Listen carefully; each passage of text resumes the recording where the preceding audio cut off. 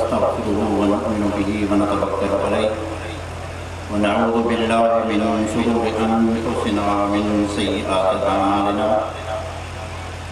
من يهده الله فلا مضل له ومن يضلله فلا هادي له ونشهد أن لا إله إلا الله وحده لا شريك له ونشهد أن سيدنا محمدا عبده ورسوله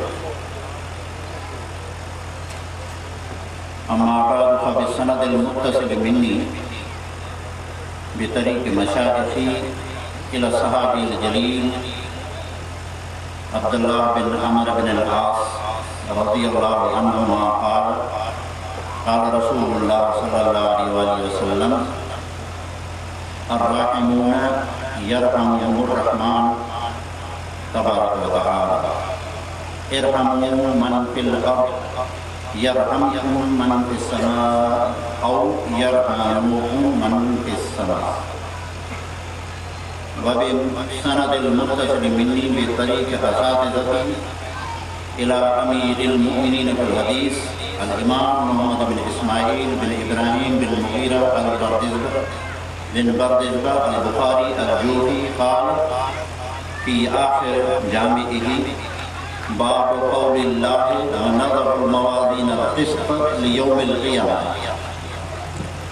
وأن أعمال بني آدم وقولهم يوزن وقال مجاهد القسطاس العدل بالرومية ويقال القسط مصدر المقسط وهو العادل وأما القاسط فهو الجائر به قال حدثنا أحمد بن أشكار قال حدثنا محمد بن فضيل عن عمارة بن الخطاب عن أبي زرعة عن أبي هريرة رضي الله عنه قال قال النبي صلى الله عليه وسلم كلمتان حبيبتان إلى الرحمن خفيفتان على اللسان ثقيلتان في الميزان سبحان الله وبحمده سبحان الله العظيم.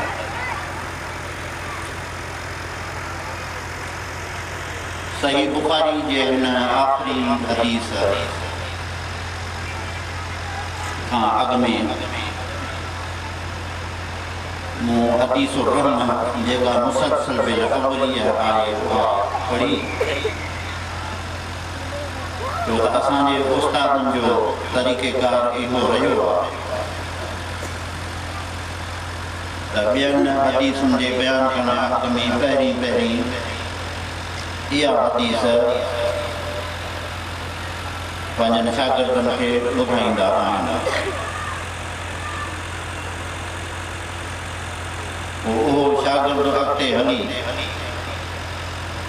बयान ईअं कंदो आहे त ज़ालिक अव्वल हदीस समिअतुहु मिन्हु पहिरीं हदीस मां पंहिंजे फलाणे उस्ताद या उस्तादनि खां इहा ई ॿुधी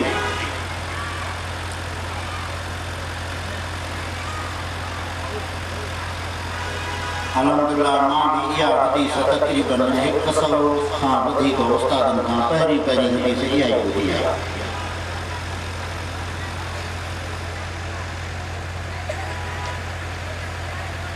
या रहनुमाई हो रही है कि उर्दू में तब्दील की जाए तो ये हदीस मुसलसल बिलअव्वलियह मैंने पहले बयान कर दी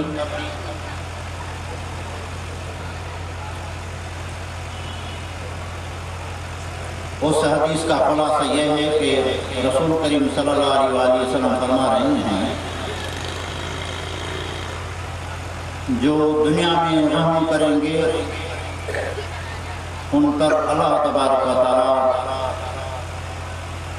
रहम फरमाएगा जमीन वालों पर रहम करो तो आसमान वाला आप पर रहम फरमाए। तो इससे ही आप समझ गए होंगे कि हमारे मुहद्दिसीन, उलमा, फुक़हा, सुलहा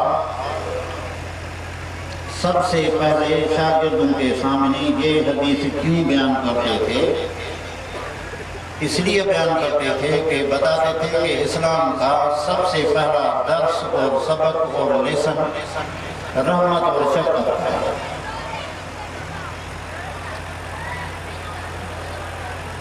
اس کے بعد آتے ہیں بخاری شریف پر، چونکہ یہ تقریب بچیوں کی بخاری شریف پورے کرنے کے سلسلے میں ہے۔ سارا سال انہوں نے بخاری شریف دوسری کتابوں میں سمیت پڑھ کر اپنے اساتذہ کے پاس یا استادوں کے پاس وہ عالمات بنی ہیں، فارغ التحصیل ہوئی ہیں۔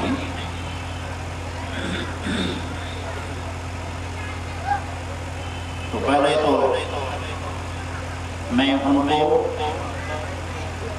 اور ان کے اساتذہ کو اور ان کے والدین اور رشتہ داروں کو مبارک پیش کرتا ہوں۔ ویسے بھی حدیث کی اشاعت میں رسول اللہ صلی اللہ علیہ وسلم کی احادیث اس امت تک پہنچانے میں جہاں مردوں کا کردار ہے وہاں خواتین بھی کم نہیں۔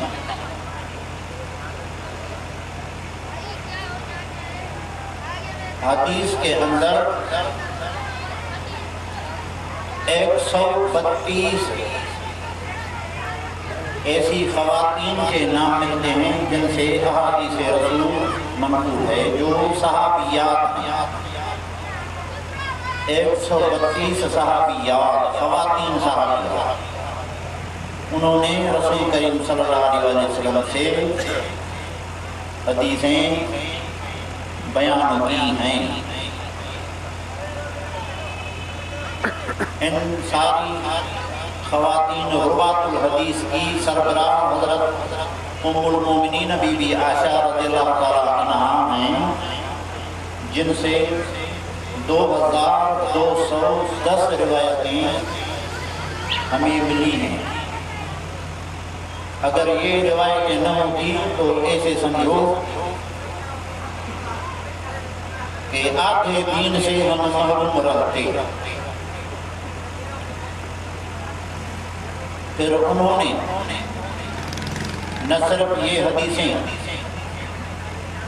مردوں کو سنائی پردے کے اندر، بلکہ انہوں نے اپنی خاص تلمیذات شاگرد خواتین بھی تیار کی، خاص شاگرد امرہ بنت عبد الرحمن انصاری۔ ان کے بعد حفصہ بنت سیرین بڑی محدثہ گزری ہیں، یہ تابعین میں سے ہے۔ ان کا پایا علم حدیث میں اتنا تھا، علم اور فقہ میں اتنا ان کا رتبہ تھا کہ ان کے بھائی امام محمد بن سیرین جو خواب کے تعبیر کے بڑے امام گزرے ہیں، تو خواب کا کوئی مسئلہ ان سے پوچھا جاتا تو ہر بتاتے تھے کہ اس خواب کا تعبیر یہ ہے اور یوں ہے، لیکن جب کوئی مسئلہ ہوتا تھا حدیث کا یا فقہ کا تو بولتے کہ یہ میری بہن حفصہ بنت سیرین سے پوچھا جائے، وہ اس میں زیادہ مہارت رکھتی ہیں۔ یہ تو پہلی صدی کی بات ہے۔ دوسری صدی میں سیدہ نفیسہ جو حضرت امام حسن کے پوتے کی پوتی ہے، وہ مصر میں رہتی تھی، حدیثیں بیان کرتی تھیں۔ میں نے ان کے قبر کی زیارت بھی کی ہے مصر میں۔ حضرت امام شافعی بھی ان کے شاگرد ہیں۔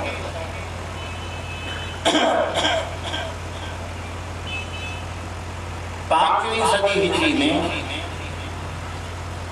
کریمہ البتیہ جو 463 ہجری میں فوت ہوئی، محدث کشمیہنی کی شاگردہ رشیدہ تھی.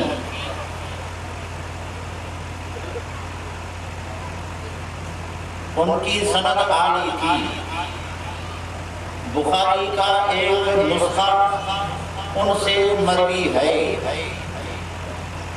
ان سے پڑھنا، ان سے اجازت حدیث لینا، ان سے روایت کرنا بڑے بڑے محدثین کی خواہش ہوتی تھی. حتیٰ کہ بغداد سے خطیب بغدادی جو تاریخ بغداد کا مصنف ہے، سفر کر کے آیا اور 5 دنوں میں حرمین میں خاتون کریمہ مروزیہ کے پاس صحیح بخاری مکمل کر کے سند اجازت حاصل. حالانکہ یہ کریمہ مروزیہ اصل عربی نسل کی بھی نہیں تھی. یہ معاملہ ازبکستان کے علاقے سے تعلق رکھتی ہے.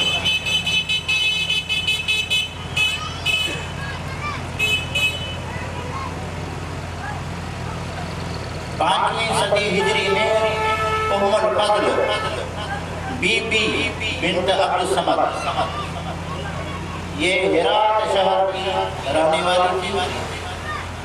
انہوں نے حدیث میں ایک تصنیف بھی کی ہے جو راکب الحروف کے پاس موجود بھی ہے. 6 صدی ہجری میں ام ابراہیم فاطمہ اصفہانی ہے جو مسندہ العراق کے لقب سے مشہور تھی. وہ حدیث پڑھاتی تھی. علامہ عبد الکریم سمعانی ان کا شاگرد ہے. 6 صدی میں شہدہ بنت احمد دینوری وہ بھی مسندہ العراق تھی. عراق کی بڑی محدث ہے. بچپن سے ہی ان کے والد ان کو محدثین کے پاس لے جاتے اور حدیث سنواتے. علامہ ابن جوزی، علامہ سمعانی، حافظ ابن عساکر دمشقی، یہ تینوں بڑے بڑے محدث ہیں. یہ ان خاتون یعنی شہدہ بنت احمد کے شاگرد ہیں اور شاگردی میں فخر محسوس کرتے ہیں. 7ویں صدی ہجری میں اصفہان کی محدثہ عفیفہ بنت احمد جنہوں نے اوپر والی فاطمہ اصفہانی سے بھی روایت دی اور ان سے موجم کبیر اور موجم صغیر نامی 2 حدیث کی کتابیں پڑھی.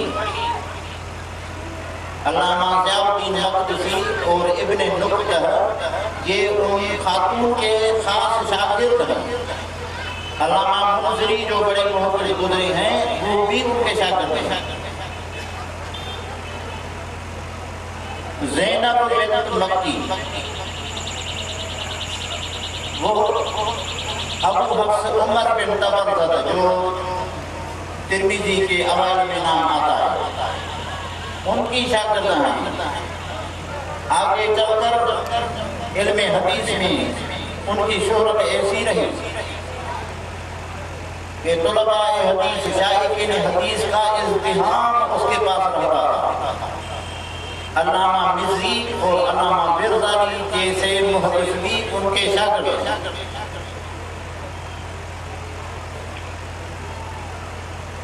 ویسے اگر خواتین کا علم حدیث میں کام اور ان کی خدمت اور ان کے کارنامے ذکر کیے جائیں تو کافی کتاب اس میں چاہیے. آخری بات ان کے بارے میں بتا کر میں پھر اس حدیث بخاری کی تشریح کروں گا.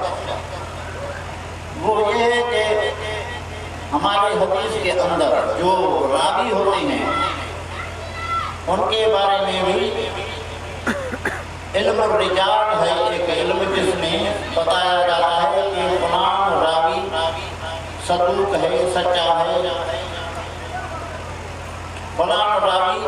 ضعیف ہے، کمزور ہے۔ بعض راویوں کے بارے میں یہ لکھا ہوتا ہے کہ کذاب ہے، دجال ہے، متہم ہے، وضاع ہے، جھوٹی حدیث بناتا تھا، یہ تھا وہ تھا۔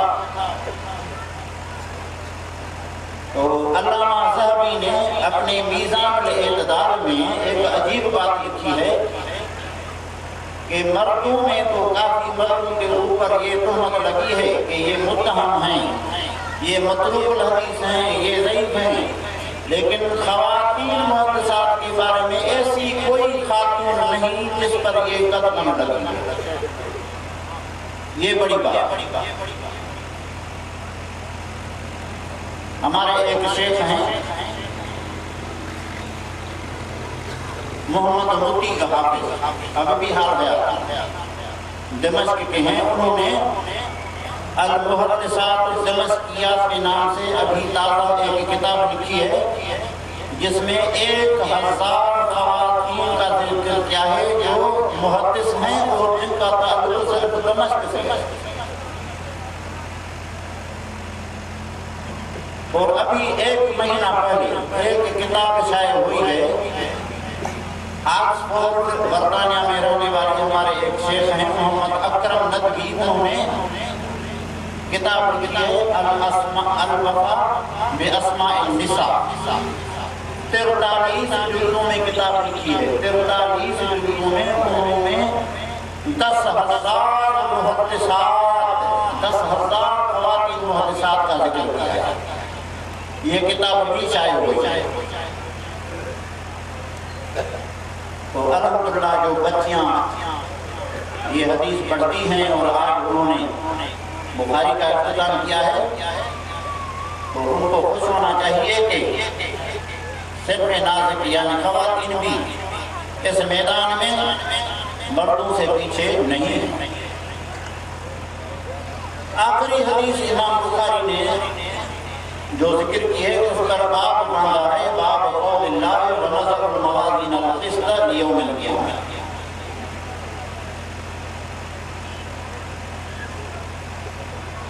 یعنی وزن اعمال ثابت کر رہی ہیں کہ آخرت میں انسانوں کے عملوں کا وزن ہوگا، تول ہوگی، اور اسی بنیاد پر وہ جنت میں یا جہنم میں جائیں گے۔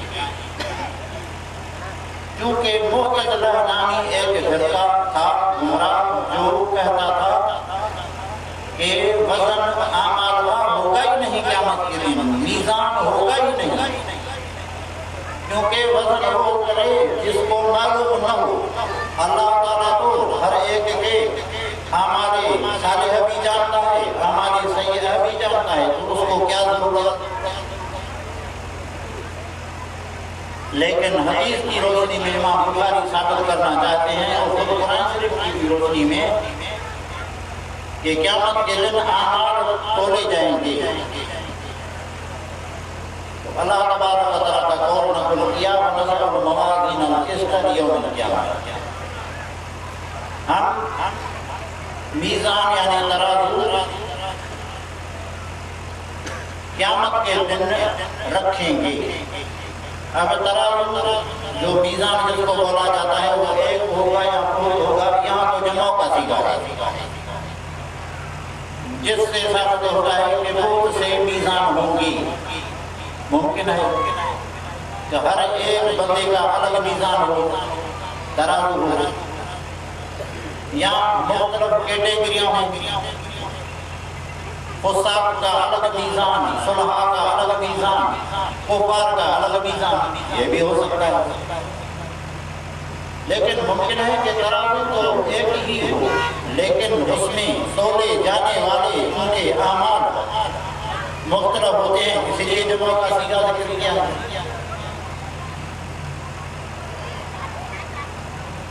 یہاں القسط ترکیب کے اعتبار سے صفت ہے، موازین کی مصدر ہے، اس لیے اس کو اگرچہ واحد ہے صفت لایا گیا ہے جمع کی، کیونکہ مصدر جمع اور واحد کی صفت بن سکتی ہے۔ بعض نے اس کو موصول لہو بھی بنایا ہے، القسط بمانا للقسط، یعنی ہم جو ترازو رکھیں گے قیامت کے دن تو انصاف کے لیے. اب یوم القیامت میں لام بمانا پیچھے ہے، یعنی قیامت کے دن. یہاں لام دلیل کا بھی ہو سکتا ہے، یعنی لے حساب یوم القیامت، یہاں مضاف موصوف ہے. اور آگے فرماتے ہیں کہ بنی آدم کے اعمال اور ان کے اقوال بھی تولے جائیں گے. گویا کہ مقصد واضح ہو گیا. امام بخاری کا کہ بتانا چاہتے ہیں کہ جو آپ کے پاس مشہور ہے کہ اعمال نامے تولے جائیں گے، اعمال نامے تولے جائیں گے، تو انسان کے جو عمل ہیں یعنی نماز وغیرہ، روزہ، حج، صرف یہ نہیں بلکہ انسان کے منہ سے جو بات نکلتی ہے، زبان سے جو بات نکلتی ہے، وہ بھی تولی جائے. اقوال بھی ان اعمال میں شامل ہیں.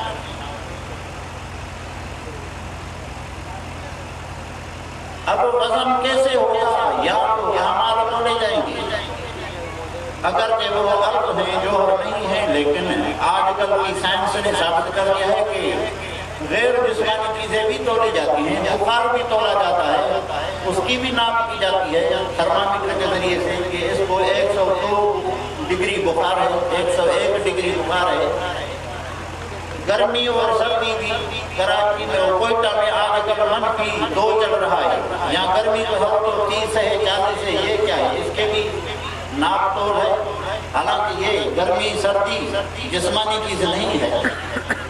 تو آج کی سائنس نے تو معتدلہ کے عقیدے پر پانی پھیر دیا. یا تو خود اعمال تولے جائیں گے، یا اعمال نامے تولے جائیں گے، یا خود اعمال والے تولے جائیں گے. یہ بھی ایک قول علماء کا ہے کہ اس شخص کو بھی ترازو میں بٹھایا جائے گا. اب یہ سوال نہ ہو، آپ کو بھی فکر نہ ہو تو پھر تو غلام جو بندہ موٹا تازہ ہے وہ زیادہ وزن لے کر جنت میں چلا جائے گا، اور جو دبلا تھا گزار ہے وہ تو وہیں پہ رہے گا کیونکہ اس کا وزن تو نہیں ہوا. تو ایسے بات نہیں ہے، کیونکہ اس کے طرف بخاری کی پہلی حدیث میں بھی اشارہ کر دیا ہے، اور یہی ربط ہے ابتدا اور آخر. پہلی حدیث میں فرمایا تھا کہ انما الاعمال بالنیات، اعمال کا دار و مدار نیت پر ہے، اخلاص پر ہے. جیسی نیت ہوگی ایسا ہی اس کا اجر ہوگا. تو بھلی شخص تولے جائیں یا اعمال نامے تولے جائیں، ان کا وزن ان کے اخلاص کی بنا پر ہوگا. زیادہ موٹے تازے کو نہ دیکھو. کپاس کی جو بڑی بوری ہے وہ تو 1 من بھی نہیں ہوگی، لیکن جو لوہے کا ایک ناپ جو ہوتی ہے وہ تو کم نظر آتی ہے، لیکن ہے تو وزن میں بھی اس سے زیادہ ہے. بہرحال ہم اس کو اللہ پر چھوڑتے ہیں، کس طرح حساب کرتا ہے وہ جانتا ہے. انہوں نے ہی ہمیں پیدا کیا ہے، اعمال بھی وہ ہوگا، لیکن ثابت ہوا کہ وزن اعمال ضرور ہے. امام مجاہد فرماتے ہیں کہ قرآن شریف میں جو قسطاس لفظ آیا ہے وَزِنُوا بِالْقِسْطَاسِ الْمُسْتَقِيمِ، تو قسطاس کی معنی ہے انصاف. اصل میں رومی زبان کا لفظ ہے لیکن عربی میں استعمال ہوا. اس طرح کافی لفظ استعمال ہوتے ہیں، تو یہ ہر زبان میں ہوتا ہے. مثلا ہم گلاس استعمال کرتے ہیں، ہمارے سندھی کا لفظ نہیں ہے، یہ تو انگریزی کا لفظ ہے، لیکن آج کل مربج ہے، ہم اس کو سندھی کا لفظ دے بھی نہیں سکتے. کوک کہیں یا ککو کہیں یہ بھی نہیں کر سکتے، تو مجبور ہے گلاس کرتے ہیں. اور اس طرح عربی میں بھی ہمارے لفظ استعمال ہوئے ہیں. وہ بصر جو پیاز کو کہتے ہیں وہ عربی میں بصر کی صورت تبدیل ہو کر استعمال ہوا ہے. اور قسط جو ہے نظر الموازن قسط، یہ مصدر ہے مقصد کی. اقصد یقصد یعنی انصاف کرنا، یعنی عادل. باقی قاصد اگر مجرد کے صیغے پر ہو تو اس کا معنی ہوتا ہے جائر یعنی ظالم. قرآن شریف میں بھی ہے وَأَمَّا الْقَاسِطُونَ فَكَانُوا لِجَهَنَّمَ حَطَبًا، جو ظالم ہوں گے، بے انصاف لوگ ہوں گے، وہ جہنم کا ایندھن بنیں گے۔ ابتدا میں آپ نے پڑھا ہے، بچیوں سے خطاب ہے، خاصیات ابواب میں، کہ افعال کے وزن پر جو مصدر آتی ہے یا سیغہ آتا ہے، کبھی کبھی حمزہ سلب کا بھی ہوتا ہے، تو قصد قاصد کی معنی ہے بے انصافی، ظلم، لیکن اقصد یقصد کی معنی ظلم کو ختم کرنا یعنی انصاف۔ اس کے بعد حدیث آئی ہے، امام بخاری کے استاد میں احمد بن عسکر وہ روایت فرماتے ہیں کہ ہمیں روایت کیا محمد بن فضیل نے، اور وہ روایت کرتے ہیں عمارت بن کاکا، اور وہ روایت کرتے ہیں ابو زرعہ سے۔ ابو زرعہ کا نام کیا ہے یہ محدثین کوئی پکی بات نہیں بتاتے، فرماتے ہیں کہ بس ابو زرعہ کنیت بھی یہی ہے تو نام بھی یہی ہے۔ جس طرح آج کل کوئی ابو بکر نام رکھے یا ابو ہریرہ نام رکھے، اسی طرح یہ ابو زرعہ حضرت جریر بن عبداللہ بجلی جو مشہور صحابی رسول ہیں، جو نہایت حسین اور خوبصورت تھے، فرماتے ہیں کہ جب بھی رسول کریم صلی اللہ علیہ وسلم میرے طرف دیکھتے تھے تو مسکراتے، یہ اس کے پوتے ہیں۔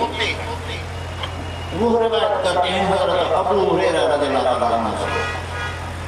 حضرت ابو ہریرہ سب صحابیوں سے زیادہ حدیثیں بیان کرنے والا ہے، حدیث کے ذخیرے میں 5473 حدیثیں ان سے مروی ہیں۔ ایک روایت میں آتا ہے کہ حضرت ابو ہریرہ رضی اللہ عنہ ایک بار اپنے منہ سے دعا مانگ رہے تھے کہ اے اللہ تبارک و تعالیٰ مجھے علم نصیب فرما، تو رسول کریم صلی اللہ علیہ وسلم قریب میں بیٹھے ہوئے تھے یا ساتھ کھڑے ہوئے تھے، انہوں نے اس کی دعا سنی اور رسول اللہ صلی اللہ علیہ وسلم نے فرمایا آمین۔ آمین جو کہا تو آمین میں تو دعا ہے، وہ ایسی قبول ہو گئی کہ اس کے بعد اس کا حافظہ کبھی ہو گیا، جو بات سنتے تھے یاد ہی ہو جاتی۔ باقی حضرت ابو ہریرہ کا اصل نام کیا ہے؟ تقریباً مختلف باتیں ہیں، 35 اقوال آئے ہیں، لیکن صحیح بات یہ ہے کہ ان کا نام عبد الرحمن بن صخر۔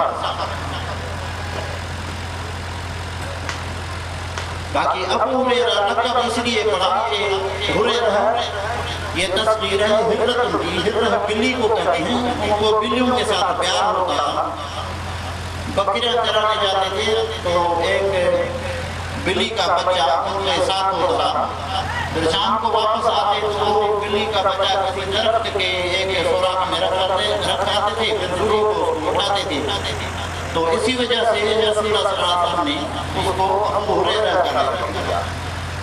حالانکہ وہ اس پر خوش نہیں ہوتے تھے، وہ بولتے تھے کہ مجھے ابو ہر بولا کرو، کیونکہ مجھے رسول اللہ صلی اللہ علیہ وسلم نے ابو ہر بولا، اور ہر کہتے ہیں بلے کو، مذکر ہریرہ کیونکہ تذکیر ہرت کی، ہرت میں بلی کو کہتے ہیں، اور یہ بھی فرماتے تھے کہ الذکر خیر من الانثی، مذکر ہونے سے تو بہتر ہے، لیکن مشہور جو ابو ہریرہ سے ہو گیا تو ابو ہریرہ بھی اس کو روک نہ سکتا۔ ہمارے ایک استاد ہیں یمن میں، شیخ محمد بن اسماعیل عمرانی، وہ فرماتے ہیں کہ ان سے شاگردوں نے سوال کیا کہ آپ کے دور کی تعلیم اور آج کے دور کی تعلیم میں فرق کیا ہے؟ تو فرمایا کہ ہم جامع کے شاگرد ہیں، جامع میں پڑھتے تھے، یعنی جامع مسجد میں تعلیم حاصل کرتے تھے، مسجدوں میں، اور آپ نے تعلیم حاصل کی ہے جامع اہم یعنی یونیورسٹیز میں۔ آپ کا جامع ہے، جامع اہم مؤنث ہے، لیس ذکر کالانثی، مذکر مؤنث کے معنی تھوڑی ہوگا۔ بہرحال حضرت ابو ہریرہ سے مروی ہے، اور یہ حدیث بھی غریب حدیث غریب ہے، یعنی صرف ابو ہریرہ سے مروی ہے، جس طرح پہلی حدیث حضرت عمر سے ہی مروی ہے، اور حضرت ابو ہریرہ سے روایت کرنے والے یہاں صرف ابو زرعہ ہیں، حالانکہ حضرت ابو ہریرہ کے 800 شاگرد تھے، ان میں سے کسی نے بھی یہ روایت بیان نہیں کی۔ وہ فرماتے ہیں کہ رسول کریم صلی اللہ علیہ وسلم نے فرمایا کہ کلمتان حبیبتان الی الرحمن خفیفتان علی اللسان ثقیلتان فی المیزان سبحان اللہ و بحمدہ سبحان اللہ۔ دو کلمے یعنی دو کلام، دو جملے، کلمتوں کا لفظ بول کر کلام مراد لیا جاتا ہے، جس طرح ابن مالک نے الفیہ میں لکھا ہے وَكَلْمَةٌ بِهَا الْكَلَامُ قَدْ يُرَدْ، کہ کلمہ بول کر کلام بھی مراد لیا جاتا ہے، یعنی جملہ۔ دو جملے رحمان کو پیارے ہیں، یہاں حبیبتان الی اللہ بولنا چاہیے لیکن نہیں بولا، رحمان بولا، یعنی ان دو کلموں کو قبول کرنے کا وجہ اللہ تبارک و تعالیٰ کی رحمت ہے، شفقت ہے، آپ کی کوئی محنت نہیں ہے، اور ہے بھی زبان پر ہلکے، یعنی بولنے میں سبحان اللہ و بحمدہ سبحان اللہ العظیم آسان۔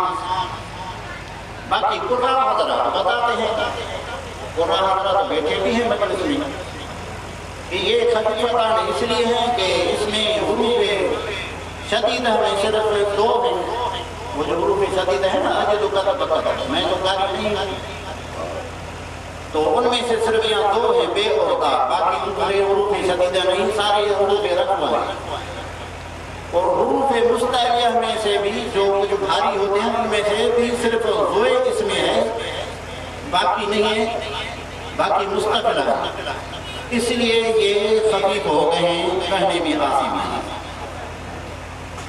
ثقیلتان فی المیزان، لیکن ان کا وزن میزان میں بھاری ہے،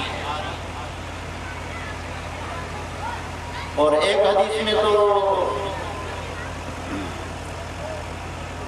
آتا ہے کہ سبحان اللہ نصف المیزان والحمدللہ تملأ، سبحان اللہ سے آدھا میزان بھر جاتا ہے، اور الحمدللہ سے وجہ کہ حمد کرنے سے مکمل میزان بھر جائے۔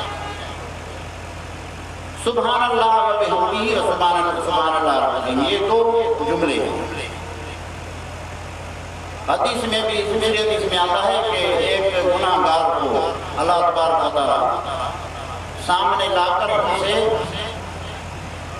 اقرار کروائے گا، جس کو آج کل کے کھانے کی اصطلاح میں 164 کہتے ہیں، 164 کروائے گا کہ تم نے یہ گناہ کیا، یہ گناہ کیا، یہ گناہ کیا، وہ مانتا جائے گا، انکار کا کوئی موقع ہی نہیں ہوگا۔ پتہ نہیں کیوں انکار نہیں کرے گا کہ ساری ویڈیوز وغیرہ دکھلائی جائیں گی کہ یہ تم نے کام کیا، ایسی کی صورت ہوگی، اور وہ یقین کر لے گا کہ جب اللہ کے سامنے میں نے اپنے گناہوں کا اقرار کر لیا ہے تو سزا تو ہے ہی۔ جج کے سامنے خود مجرم اقرار کرے تو جج کو اور کیا چاہیے، شاید اسے بھی نہیں پوچھے گا۔ تو پھر اچانک اللہ تعالیٰ فرمائے گا کہ پھرو آپ کی ایک نیکی ہمارے پاس ہے، ہم کبھی ظلم نہیں کرتے۔ پھر ملائکہ کو فرمائے گا کہ وہ فلان جو پرچی پڑی ہے وہ لے آؤ، بتا وہ لے آئیں گے، اس پر لکھا ہوگا لا الہ الا اللہ محمد رسول اللہ، صرف یہ کرنا۔ ادھر گناہوں سے ایک پلڑا بھرپور ہے، دوسرے پلڑے میں وہ پرچی رکھی جائے گی تو وہ پرچی سارے گناہوں سے بھاری ہو جائے گی اور اس کو جنت میں داخل کیا جائے گا۔ تو اس لیے یہ کلمے ثقیلتان فی المیزان، ترازو میں میزان میں بھاری ہوگی، وہ ہیں سبحان اللہ و بحمدہ اور سبحان اللہ العظیم۔ یہاں سبحان اللہ و بحمدہ میں سبحان مصدر ہے اور مفعول مطلق ہے، نحو کے ترکیب کے اعتبار سے اس کے محروف سبحان نکالو یا نسبح نکالو، وہ بھی نکال سکتے ہیں، اور سبحان کو مقدم کیا ہے کہ سبحان میں تنزیہ اور تقدیس ہے ان صفات سے جو خدا کے لائق نہیں، اور حمد میں ان صفات کے طرف اشارہ ہے جن کے ساتھ خدا کی مدح کی جاتی ہے اور خدا ان صفات سے موصوف ہے۔ مثلا اللہ خالق ہے، اللہ مالک ہے، اللہ رازق ہے، اللہ عالم ہے، علیم ہے، قدیر ہے، یہ حمد اور ستائش کی لائق صفات ہیں۔ باقی اللہ اولاد سے ناپاک ہے، کھانے پینے سے اللہ تبارک و تعالیٰ اولاد سے پاک ہے اور کھانے پینے سے بھی پاک ہے، نیند کرنے سے بھی پاک ہے، یہ تنزیہ صفات ہے۔ تو ہمارے علماء نے لکھا ہے کہ مدح شرعی سے تنزیہ مقدم ہوگی کہ پہلے برائیوں سے، غلط چیزوں سے تو پاک ہو، اس لیے سبحان اللہ کو مقدم رکھا اور بے حمدی کو بعد میں لگا دیا۔ اس کو دوسرے لفظ میں بھی تعبیر کرتے ہیں کہ پہلے تخلیہ ہوتا ہے پھر تہلیہ ہوتا ہے۔ پہلے تخلیہ تو کرو، مثال کسی کی اصلاح کرنی ہوتی ہے پیر صاحب کو جو مرید بنتا ہے تو اس کا پہلے تخلیہ کرتے ہیں کہ بھئی یہ گناہ چھوڑ دو، یہ کرو، پھر اس کا تہلیہ کرتا ہے، اس کو محلہ کرتا ہے، اس کو مزین کرتا ہے اعمال کے ساتھ، اب یہ نفل کرو، اب یہ تلاوت کرو، یہ وظیفہ دیتا ہوں، یہ تہلیہ ہوتا ہے۔ تو سبحان اللہ میں تخلیہ ہے اور بحمدہ میں تہلیہ ہے، اور اس کے بعد سبحان اللہ عظیم بولا تو سبحان اللہ کو دوبارہ لے آیا کیونکہ تنزیہ نہایت اہم چیز ہے، اس کو دہرایا ہے۔ اور یہاں اللہ کے نام میں سے صرف اللہ اور عظیم دو نام آئیں۔ اللہ تبارک و تعالیٰ کا اسم ذاتی ہے اور دوسرے صفاتی نام ہیں۔ اللہ علم للذات الواجب الوجود المستجب لجمیع صفات الکمال۔ باقی جنہوں نے تفسیر بیضاوی پڑھی ہے اس نے لکھا ہے کہ بعض کہتے ہیں کہ اللہ مشتق ہے علی یالہ سے، بعض کہتے ہیں کہ ولی یالہ سے، یولہ سے، پتہ نہیں، لیکن صحیح بات یہ ہے کہ اللہ کسی سے مشتق نہیں۔ خلیل بن احمد فراہیدی بڑا نحوی اور لغوی گزرا ہے۔ علم العروض جو آج کل شاعری میں یہ وزن بناتے ہیں، حاجی امداد صاحب جاتے ہیں جو وزن فاعلات مائلات مائلات مائلون، یہ وزن انہوں نے ایجاد کیا، خلیل بن احمد، اور اس کی موت بھی اسی کی وجہ سے ہوئی۔ وہ کسی نہر کے کنارے یہ گنگنا رہا تھا، فاعلات مائلات، کسی نہیں سمجھا کہ یہ پاگل ہو گیا، اس کو دیکھ کیا دیکھ دیا اور وہ ڈوب گیا۔ بہرحال وہ جب فوت ہو گیا تو کسی نے خواب میں اس کو دیکھا تو پوچھا کہ اللہ نے آپ کے ساتھ کیا معاملہ فرمایا؟ فرمایا کہ بخش دیا۔ کیوں؟ فرمایا کہ صرف ایک کام کی وجہ سے کہ میری تحقیق اور میرا عقیدہ تھا کہ اللہ کا لفظ کسی سے مشتق نہیں، بس اس وجہ سے میری محبت ہوئی۔ اور ان کے کارنامے بھی بڑے ہیں ماشاءاللہ، اس کا کتاب العین لغت میں 8 جلدوں میں آج کل بھی ملتا ہے۔ عظیم بھی اللہ تبارک و تعالیٰ کی صفاتی ناموں میں سے ایک ہے عظیم۔ عظمت کا اندازہ صرف اس بات سے لگائیں اس کے مخلوقات تو ہزار لاکھوں میں ہیں۔ آپ جو بولتے ہیں نا عموماً مشورے کے 18,000 مخلوقات ہیں، 18,000 کچھ بھی نہیں بھائی۔ ایک جنس میں دیکھیں تو اس کے بھی انواع ہوتے ہیں، گھوڑے کے اتنے قسم، شیر کے اتنے قسم، درخت کے اتنے قسم، ایک ملائک اس کے جو پر ہیں وہ 600 پر ہیں، ایک پر کو پھیلائے تو مشرق مغرب پر چھا جائے۔ اب جب ان کی مخلوقات ایسی ہیں تو خدا کی عظمت کیسی ہوگی؟ اور امام بخاری نے اپنے اس کتاب کو ان کلمات پر اختتام کیا کیونکہ عموماً یہی ہوتا ہے کہ ہم تو سبحان پر ہی اختتام کیا جاتا ہے۔ آپ بھی مولوی صاحب تقریر کرتے ہیں، دوسرے کا آخر دعوانا الحمدللہ الحمدللہ رب العالمین. یہ بھی جنت کی کا بات یہی ہوگی آخر دعوانا آخر دعوانا الحمدللہ رب العالمین. تو یہاں بھی حمد اور ثنا آخری ہے اور یا پڑھتے ہیں قل سبحان ربک رب العزت عما یصفون وسلام علی المرسلین والحمدللہ رب العالمین. اس لیے اس کا اختتام کیا جس طرح پہلے باب کا اختتام کیا ہے کان ذالک آخر شان ہرقل اور اس کے بعد دوسرے باب کا اختتام کیا ہے مستغفر و نزل استغفار کر کے اتر گیا یعنی بات ختم ہو گئی. تو یہاں بھی سبحان اللہ و بحمدہ الحمدللہ رب العالمین ہو گیا اور کتاب کا اختتام ہو گیا.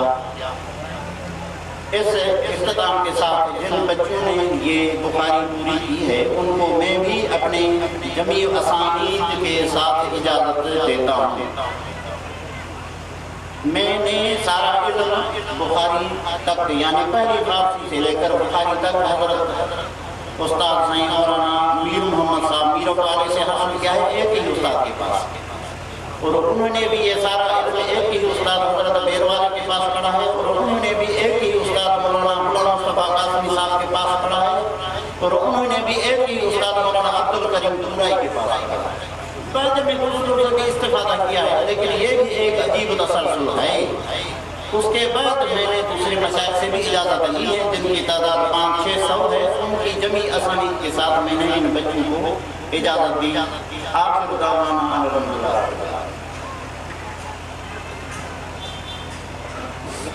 کرتا ہے وہ جانتا ہے انہوں نے ہی ہمیں پیدا کیا ہے اعمال بھی وہ ہوگا لیکن ثابت ہوا کہ وزن اعمال ضرور ہے.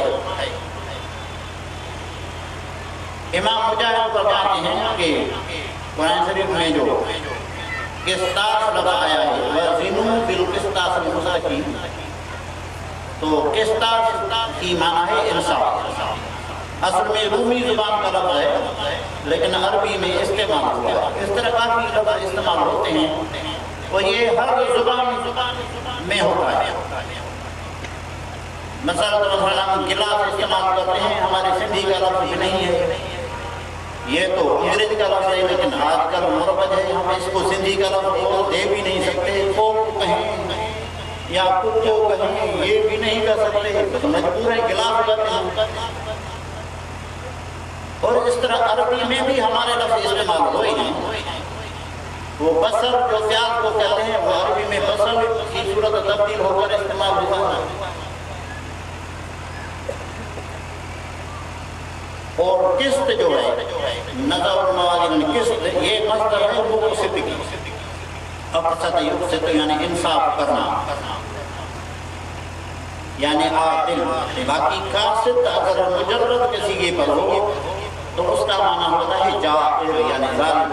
قرآن شریف میں بھی ہے محمد قاسط فقاموا لجہنم حطبا جو ظالم ہوں گے بے انصاف لوگ ہوں گے وہ جہنم کا ایندھن بنیں گے.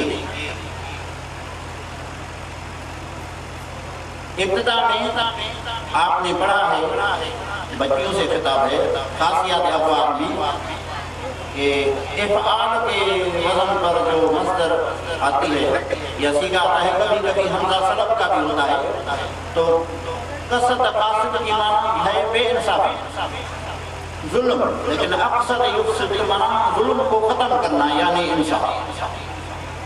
اس کے بعد حدیث آئی ہے امام بخاری کے استاد ہیں احمد بن عسکر وہ روایت فرماتے ہیں کہ ہمیں روایت کیا محمد بن فضیل نے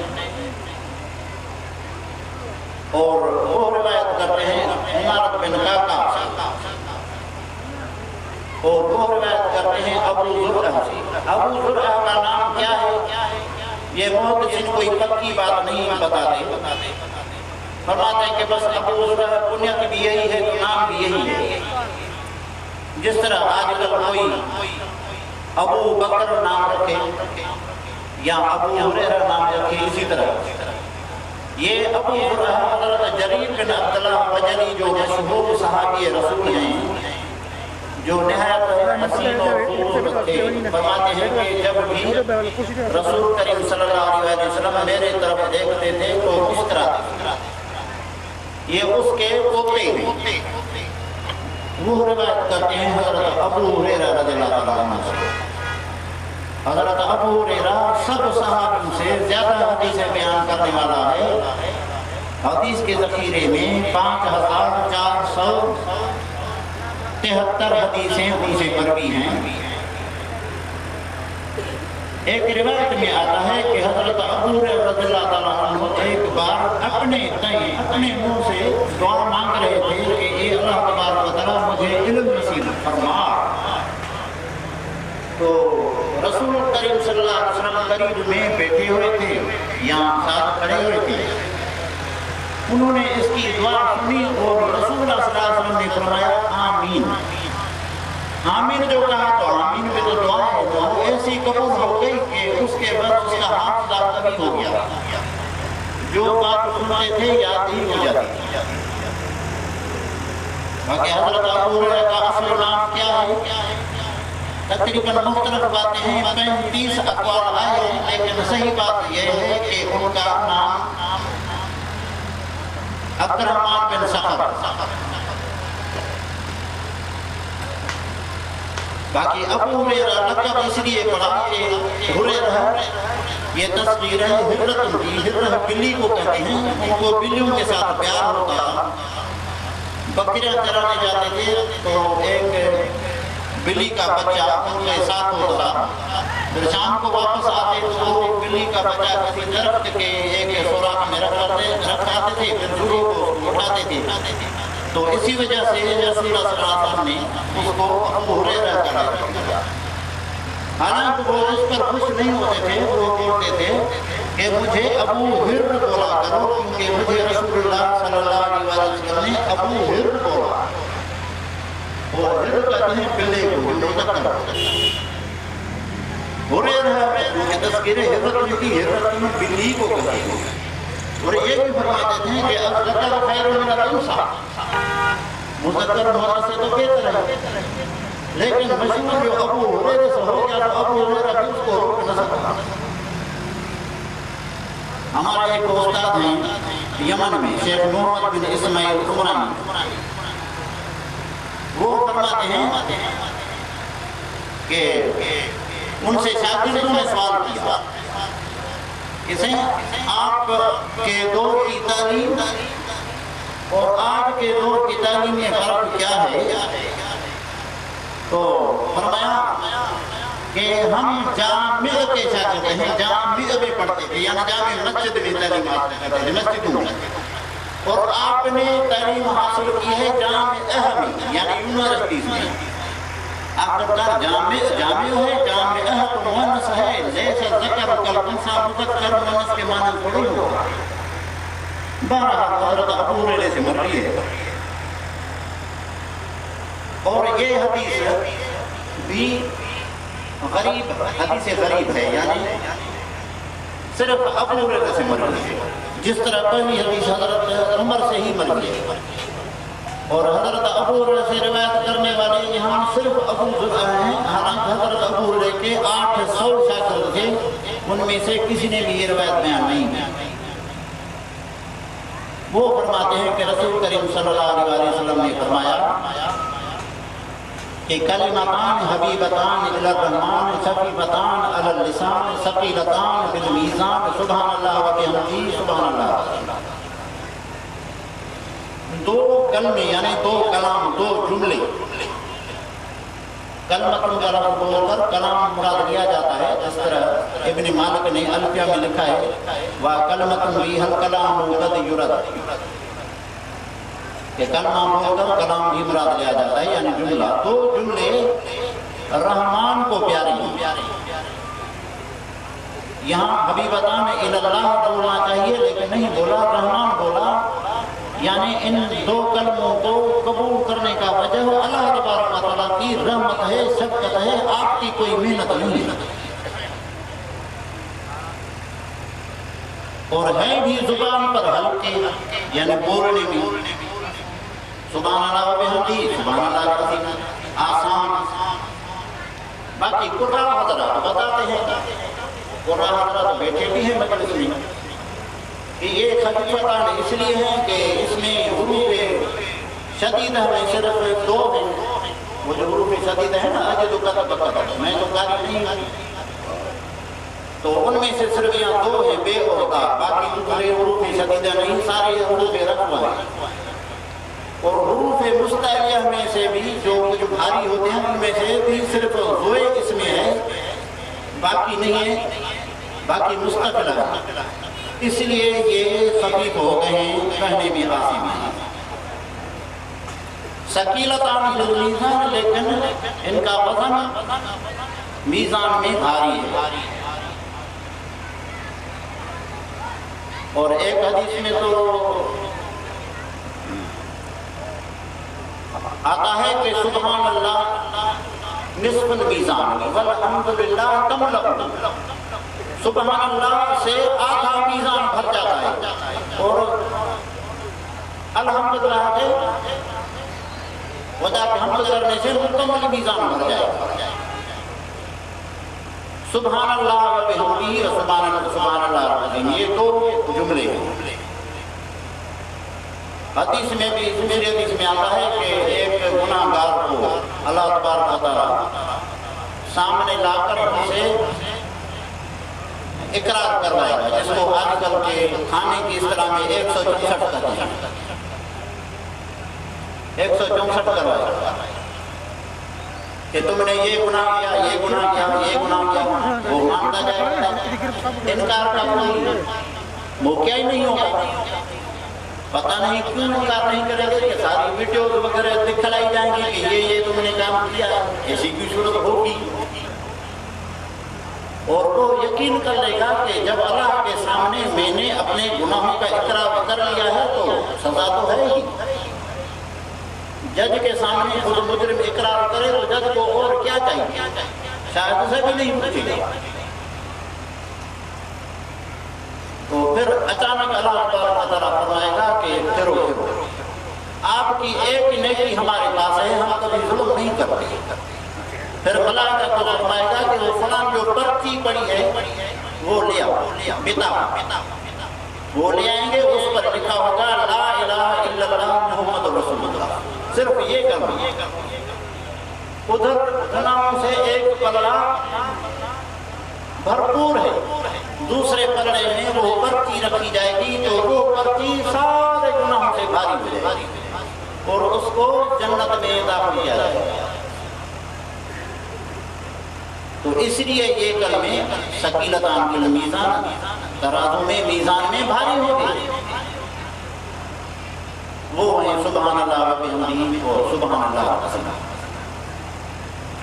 یہاں سبحان اللہ و بحمدہ میں سبحان مصدر ہے اور مفعول مطلق ہے، نحو کے ترکیب کے اعتبار سے اس کے معروف کو سبحنا نکالو یا نسبح نکالو، وہ بھی نکال سکتے ہیں۔ اور سبحان کو مقدم کیا ہے کہ سبحان میں تنزیہ اور تقدیس ہے ان صفات سے جو خدا کے لائق نہیں،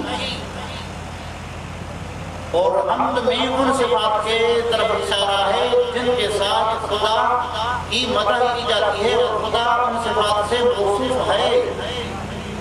مثلا اللہ خالق ہے، اللہ مالک ہے، اللہ رازق ہے، اللہ عالم ہے، علیم ہے، قدیر ہے، یہ حمد اور ستائش کی لائق صفات ہیں۔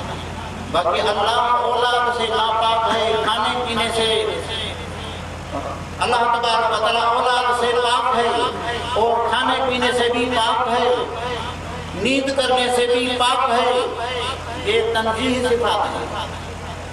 تو ہمارے علماء نے لکھا ہے کہ مدح شرعی سے تنزیہ مقدم ہوتی ہے کہ پہلے برائیوں سے، غلط چیزوں سے تو پاک ہو، اس لیے سبحان اللہ کو مقدم رکھا اور بحمدہ کو بعد میں رکھا۔ اس کو دوسرے لفظ میں بھی تاکید کرتے ہیں کہ پہلے تخلیہ ہوتا ہے پھر تہلیہ ہوتا ہے۔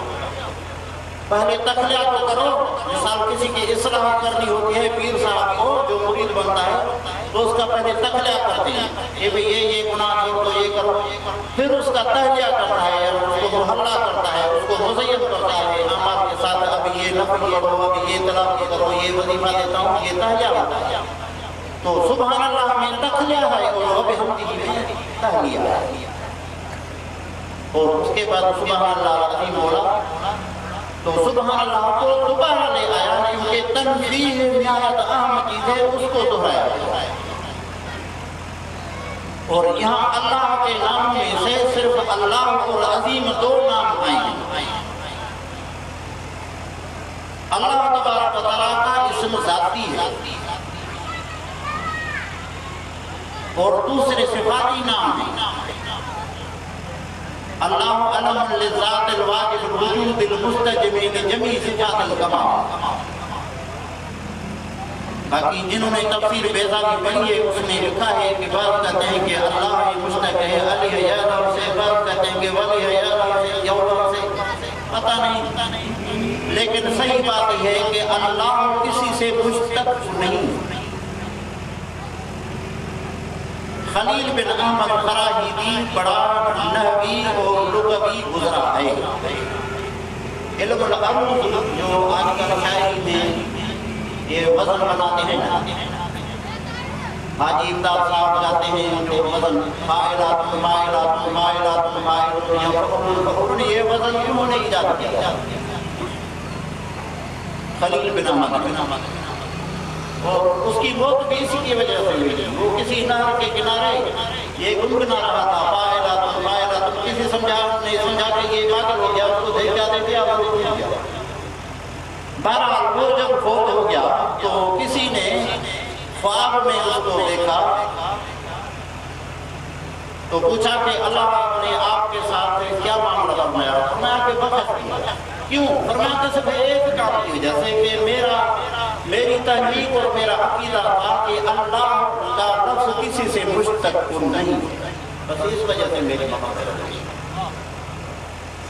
اور ان کے کارنامے بھی بڑے ہیں ماشاءاللہ اس کا کتاب العین لغت میں 8 دنوں میں آج کل بھی ملتا ہے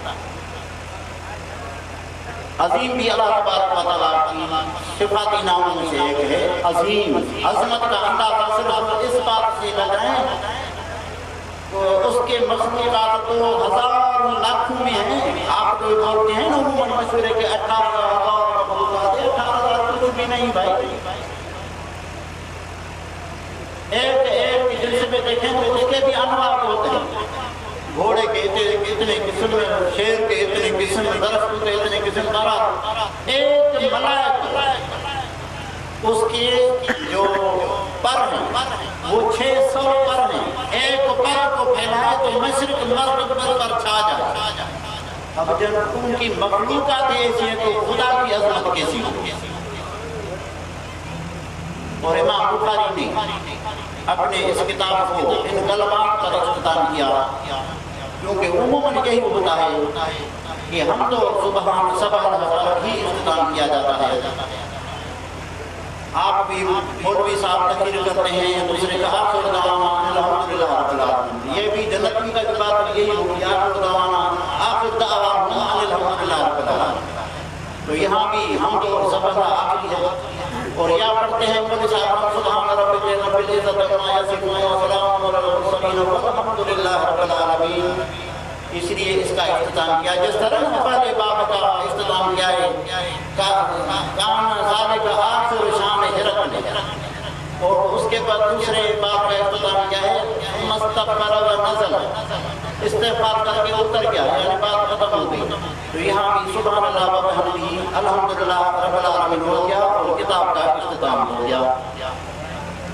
اس اختتام کے ساتھ جن بچوں نے یہ بخاری پوری کی ہے ان کو میں بھی اپنے جمیع اسانید کے ساتھ اجازت دیتا ہوں میں نے سارا علم بخاری تک یعنی پہلی فارسی سے لے کر بخاری تک حضرت استاد سائیں مولانا میر محمد صاحب میر والے سے حاصل کیا ہے ایک ہی استاد کے پاس اور انہوں نے بھی یہ سارا علم ایک ہی استاد حضرت بیروالے کے پاس پڑھا ہے اور انہوں نے بھی ایک ہی استاد مولانا مصطفیٰ قاسمی صاحب کے پاس پڑھا ہے اور انہوں نے بھی ایک ہی استاد مولانا عبدالکریم دمرائی کے پاس پڑھا ہے بعد میں دوسروں کا استفادہ کیا ہے لیکن یہ بھی ایک عجیب تسلسل ہے اس کے بعد میں نے دوسرے مشائخ سے بھی اجازت لی ہے جن کی تعداد 500-600 ہے ان کی جمیع اسانید کے ساتھ میں نے ان بچوں کو اجازت دی آخر دعوانا الحمدللہ